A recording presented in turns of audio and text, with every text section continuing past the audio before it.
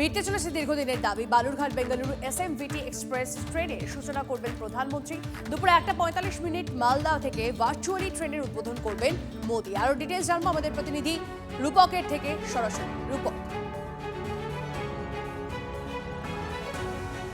দেখো, তোমাকে বলে রাখি, এই বালুরঘাট বেঙ্গালুরু ট্রেনের কিন্তু দাবি কিন্তু দীর্ঘদিন ধরে করে আসছেন বালুরঘাট তথা দক্ষিণ দিনাজপুর জেলাবাসী।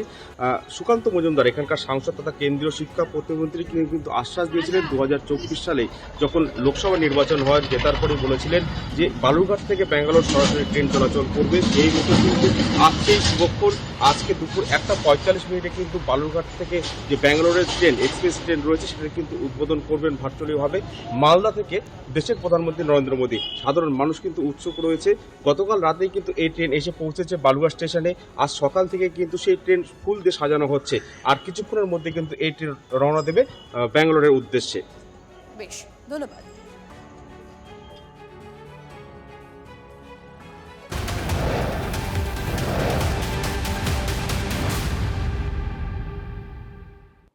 এদিকে বঙ্গ সফরের আগে তৃণমূল সরকারকে নিশানা মোদী। বাংলা সফরের আগে বাংলায় পোস্ট করে তৃণমূলকে আক্রমণ। তৃণমূলের শাসনে বাংলার মানুষ তিতি বিরক্ত, তোপ প্রধানমন্ত্রী। প্রতিদিনই তৃণমূলের অপশাসনের নতুন উদাহরণ সামনে আসছে। তৃণমূল সরকারকে প্রত্যাখ্যান করতে তৈরি বাংলা। মানুষ চায় উন্নয়নমুখী বিজেপি সরকার। সোশ্যাল মিডিয়ায় পোস্ট নমন। মোদিজিকে আমি ধন্যবাদ জানাবো। মোদিজি প্রতিবার নিয়ম করে সেই গালিগালাজগুলো করেন, বাংলার মানুষ এগুলো লক্ষ্য করেন এবং তিতিবিরক্ত হয়ে নরেন্দ্র মোদী সরকারের অত্যাচারে অতিষ্ঠ হয়ে বাংলার মানুষ ওনাদেরকে বিদায় জানান। গতবার বলেছিলেন 2 মই দিদি গেই, 2রা মে ফল বেরিয়েছিল 2021-এ। নরেন্দ্র মোদী 1.5 বছর আর এবার বাংলামুখ হয়। গতবার বলেছিলেন আপকি বার 200 পার, বাংলার মানুষ মমতা দিকে 200 পার করে। লোকসভায় বলেছিলেন ইস বার 30 পার, বাংলার মানুষ মমতা ব্যানার্জিকে প্রায় 30টা আসন 29টা আসনে জয়যুক্ত করেছিল। এইবার যখন তৃণমূলের অপশাসন ইত্যাদি কথা বলছেন, বিজেপির সরকার গঠনের কথা বলছেন, তার মানে তখনই আমরা নিশ্চিত যে তৃণমূলের সরকার গঠন হয়ে গেছে।